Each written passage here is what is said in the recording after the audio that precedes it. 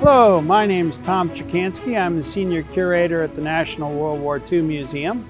I'm speaking to you from our vehicle storage facility, and with me here today is an M3A1 Stuart tank. The M3 tank series began development in the early 1930s, and when Pearl Harbor was attacked, the M3 was all we had.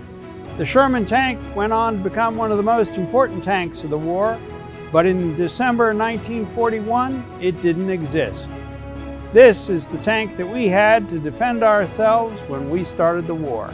Many of these tanks had been deployed to the Philippines, and it was where it was first used in action against the Japanese. The M3A1 was fitted with a 7-cylinder radial aircraft engine. That engine had a high power-to-weight ratio, which made it ideal. And this tank, which weighs 15 tons, could do 35 miles an hour. It had a crew of 4, including a driver, a bow gunner, a gunner, and a tank commander. The tank commander also acted as the loader for the 37mm anti-tank gun that was fitted to this tank.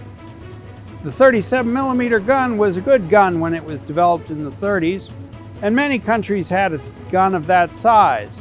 But after the Spanish Civil War, it rapidly became too small to be effective against the new armor that was being developed. Nevertheless, we maintained it on the M3 and later on the M5 Stuart throughout the war. The M3 was issued to many of our friends through allies with Lend-Lease. British in particular enjoyed its mechanical reliability and nicknamed it a honey of a tank. They were also the country that named our tanks after our American Civil War generals. This tank, the Stuart, was named after the Confederate cavalry officer Jeb Stuart. It was intended as a light tank, but once its shortcomings were found in combat, particularly in North Africa, it was relegated to rear area security and reconnaissance roles, things that it could perform very well.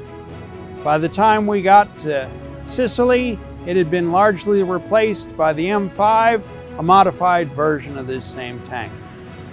Thank you very much for joining me today, and I look forward to seeing you again as we feature other vehicles from the National World War II Museum's collection.